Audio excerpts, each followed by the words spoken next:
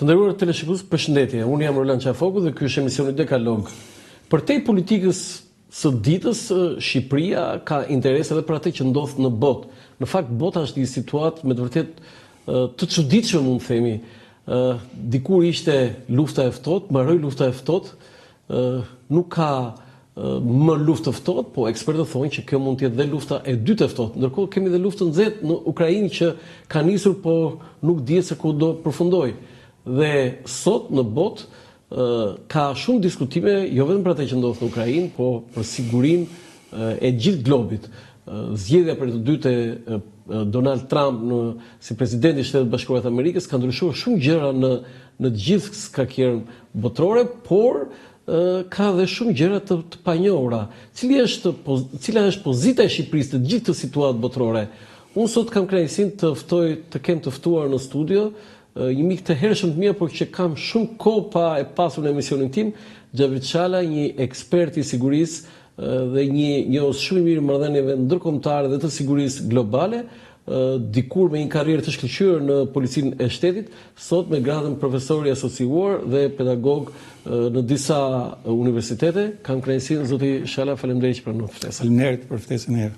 Dhe mirë se u riktheve pas shumë kohësh në emisionet e mia. Kemi qenë njohë dhe lidhur në situata të vështira. Situata lufte. Në kohë lufte. Zoti Çala, pyetja e parë është ku po shkon bota? Kjo është pyetja që edhe diplomatët bëjnë sot, edhe ekspertët e sigurisë botërore. Shkolani, duket që rendi botëror po pson një tronditje të madhe. Dhe për të shprehur diçka, domethënë ky rend botëror që është sot u vendos pas luftës së dytë botërore. Dhe u krijuan mekanizma për ta disiplinuar këtë, dhe këto mekanizma fillojnë që nga institucionet, duke filluar nga Organizata e Kombeve Bashkuara me gjitha anekset e saj, se ajo ka një sër organizma që janë brenda komitetesh, pra dhe gjykatash, dhe pra u kriju një infrastrukturë për të garantuar këtë rend dhe siguri në botë. Pra, ideja është të ketë një legjislacion, këta shpesh përdoret fjala qeverisje botërore. Ideja e qeverisjes botërore është pikërisht ky rend botëror që ekziston, pra që duhet të garantohet me mekanizmat e tij, sepse mund të themi që një sistem sigurie u vendos edhe pas luftës së parë botërore, që u krijoi lidhja e kombeve, por ajo nuk arriti të Dhe ajo solli luftën e dytë botërore. Po, di pse solli luftën e dytë botërore, Landi, sepse fuqitë më të mëdha të kohës nuk ishin pjesë e lidhjes kombeve. Gjermania ishte dënuar si autorja e humbse luftës së parë botërore. Gjermania i humbi dy lufta. Rusia, po e themi që u bë Bashkimi Sovjetik pastaj për shkaqe ideologjike. Shtetet Bashkuara të Amerikës nuk e kanë, nxitën krijimin e lidhjes së kombeve, punuan shumë për ta krijuar. Presidenti i asaj kohe, Wilson, e nxitën shumë për ta krijuar këtë, por vetë quajtën të tepër të marrin pjesë.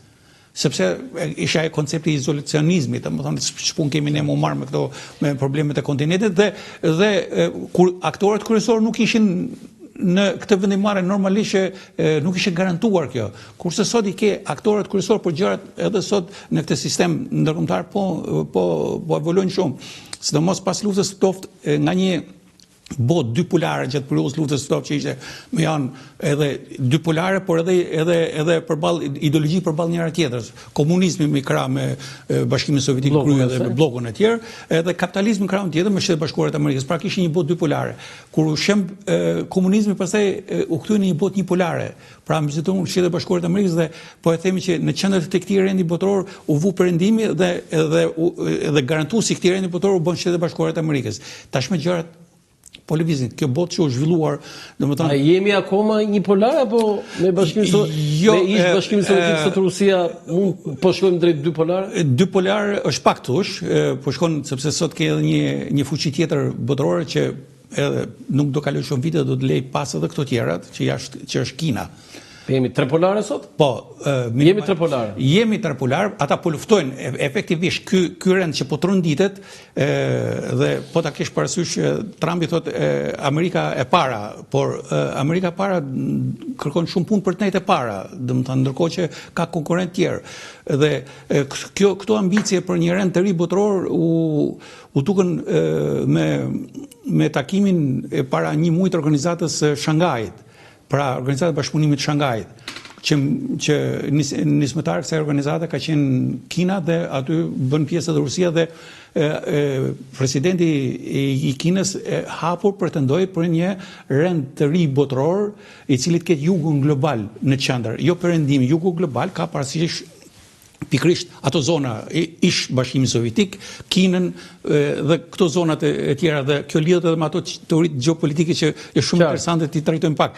Dhe këtë që mendoj Trumpi që mund të lundte pak midis Kinës dhe Rusisë duke afruar Rusinë të kundërt edhe asaj që bëri Kissingeri, domethënë që afroi Kinën kundër Bashkimit Sovjetik, Trumpi deshi të afrojë Rusinë kundër Kinës, gjë që për mua falimentoj kjo politikë dhe dështoj dhe Shtetet e Bashkuara të Amerikës nuk kanë mundësi tjetër për të ruajtur primatin në këtë rend vetëm duke bashkëpunuar shumë me Perëndimin, duke mbajtur të unifikuar Perëndimin, duke patur partner Bashkimin Evropian.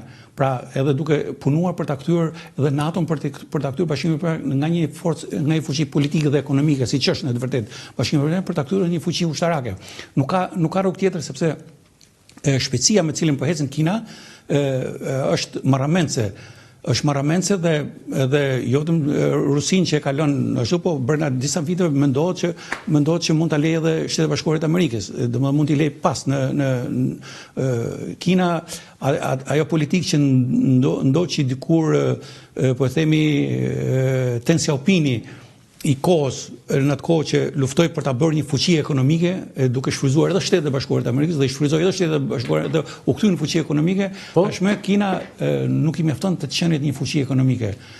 Kina don të kthehet, është kthyer në një fuqi ushtarake, është fuqi bërtamore dhe është në kulturën kineze ajo që nuk kanë dëshirë ose nuk pretendojnë të bëjnë lufta pushtuese, por Tajvanin do ta marrë dhe do luftojë ta marrë. Pra do përpiqet që edhe domethënë synimet e saj për Tajvanin ata e quajnë legjitim, sepse Tajvani thotë ka qenë pjesë e Kinës dhe nuk e quajnë, nëse marrin Tajvanin nuk e quajnë luftë pushtuese.